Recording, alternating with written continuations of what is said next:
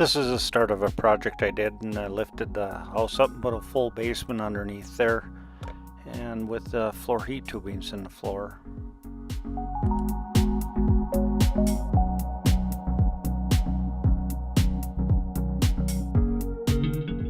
Now this is about a 100-year-old homestead. It had tamarack logs for floor joists, so I had to insert floor joisting system to even pick it up. And then the whole house had been settling because the rock foundation had been busting. The only place it didn't settle was where this big rock was underneath the main wooden timber in the house. I had to get that out of the way to run the beams in to pick it up. And I set the house up so I could install new 2x12s underneath it, and redone all the floor joists in it. That was quite a project. We got it dug out and got the whole basement put in there with floor heat tubes also.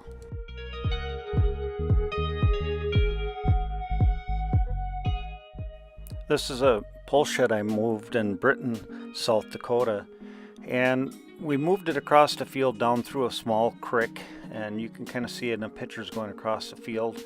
And when we got it to the location where we wanted it set up, I pre-drilled all the holes and we lifted it up and installed poles underneath it and set it down on them and give him about an extra 8 foot of clearance so he could run his big combines in that shed.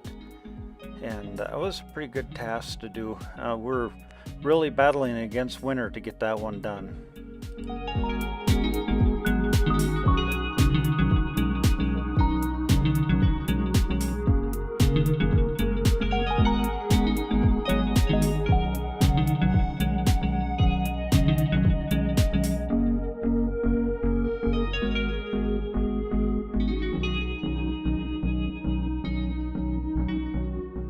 This is a project I done right in the town of Foreman, North Dakota.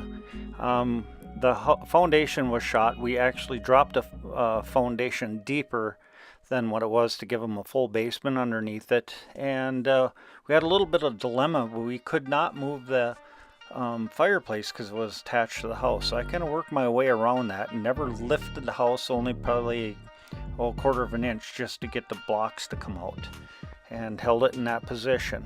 And then you can see they had a section where the floor joists run one way and another on the other portion of it. And we got it dug out, got the ICF walls put in, and then we poured the concrete when we're all done in it, and has a very comfortable house. He couldn't believe how well it heated when I got done with this project. But if you notice the old, I think it's called thread and bobbin wiring system it had in it, it was an old house, and it was attached to like a garage and a entryway, and I had to hold it perfectly still.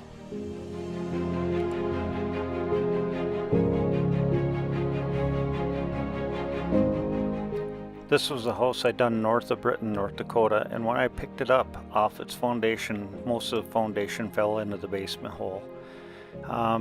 You can see what kind of a mess we were dealing with. We rolled it off to the side, tore out the whole basement, concrete and stuff, and then we put basically a floating slab in. I used a thing called a bentonite strip and put my ICF on top of the floating slab with drain tile all the way around the concrete. Before it was even pulled, I had the option of putting a sump pump in the foundation basket and pumping it dry before I poured the concrete. But luckily we didn't get no rain. That whole job was clay.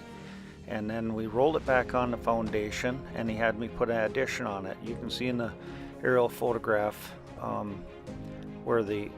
close a pond was to it. So I had to make sure it was watertight, and I've never been called with a water basement problem with it. And I have a job here over where I live that the guy was worried about water, and I showed him this and this information, and he was still worried about it. But I got a phone call from him today, and he wants me to come down and help him do a little bit of plumbing project for him, but he has never had no water in his basement either. Also picked up these grain bins and moved them, and I got the job of making a concrete base for him and setting them down, bolt them down, and putting them back together. I got this job and I moved it off its foundation. You can see how wet the basement is. They just put all the stuff out of the basement in the garbage, and They filled the basement full. I come back and done the plumbing and the floor for them, and then they poured a slab on top of the ground, and they wanted to get rid of the water problem. Then I rolled the house back on, and we lifted it 9 feet in air, or maybe a little further, and put 9-foot walls underneath it, and he got it all finished up and looks pretty good. But it was a fun job to do. My daughter was kind of really happy to get that lifted. You can see her kind of giving a fist pump and standing by the cribbing back here. When we rolled this house sideways and a couple other ones, my daughter running the Bobcat, I would sit underneath watching the rollers on the beams, and then my wife would direct my daughter to stop or continue on, and we just done the house job ourselves, the three of us. Thank you for watching this video, and hopefully you got a better understanding of the jobs I've done. Hopefully I can help you on a project you might have.